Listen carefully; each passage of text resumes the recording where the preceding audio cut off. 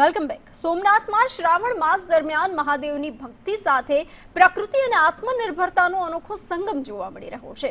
સોમનાથ મહાદેવને દરરોજ અર્પણ થતા 1.25 લાખથી વધુ બિલ્વપત્રો હવે બહારથી ખરીદવાની જરૂર પડતી નથી. સોમનાથ ટ્રસ્ટના જ બિલ્વવનમાંથી આ બિલ્વપત્ર મેળવવામાં આવે છે.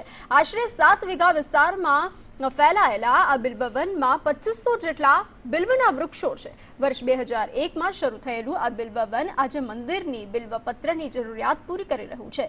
દરરોજ આશરે 17 મહિલા અને પુરુષ કર્મચારીઓ વહેલી સવારથી બિલ્વપત્રો એકત્ર કરી અને સેવા કરે છે. ખાસ વાત એ છે કે એ મહિલાઓ શિવ ભજન અને શિવનામના સ્મરણ કરે છે અને સેવા કરે છે.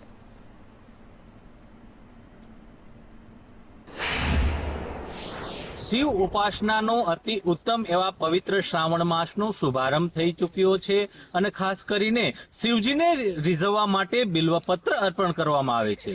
દેશના પ્રથમ જ્યોતિર્લિંગ સોમનાથ મહાદેવ મંદિર ખાતે વિશેષ બિલ્વ પૂજાઓ થતી હોય છે, ત્યારે લાખોની સંખ્યામાં જે બિલ્વો છે તેની વ્યવસ્થા કરવામાં આવે છે. આપ જોઈ શકો છો તે પ્રમાણે સોમનાથ મંદિર ટ્રસ્ટ દ્વારા અલગ અલગ સ્થળો પર બિલ્વના વૃક્ષો વાવવામાં આવ્યા છે ને શ્રાવણ માસ દરમિયાન આ તમામ જે બિલ્વના વૃક્ષો છે તેના પરથી બિલ્વપત્ર એકત્રિત કરવામાં આવે છે. આપ જોઈ શકો છો આ બહેનો દ્વારા બિલ્વપત્રને હાથેથી વીણવામાં આવે છે અને અલગ અલગ કરવામાં આવે છે. જે ખાસ કરીને જે બિલ્વપત્ર છે તે શિવજીને અર્પણ કરવામાં આવે છે, ત્યારે આખી વ્યવસ્થા સંભાળી છે તે સંદેશ ન્યૂઝ સાથે જોડાયા છે.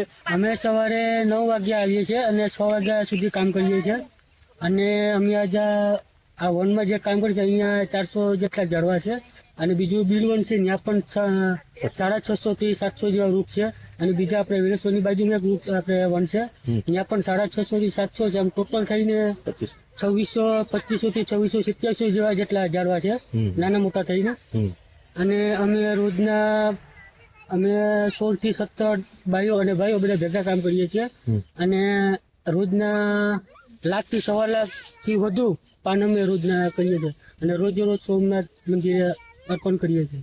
ઓકે, ચોક્કસથી તો આપે જોયું તે પ્રમાણે પ્રતિદિન 1.25 લાખ જે બિલ્વી પત્રો છે તેને એકત્રિત કરવામાં આવે છે અને મંદિર ખાતે પૂજારીઓ દ્વારા શિવજીને બિલ્વનું શિવાર્પણ કરવામાં આવે છે.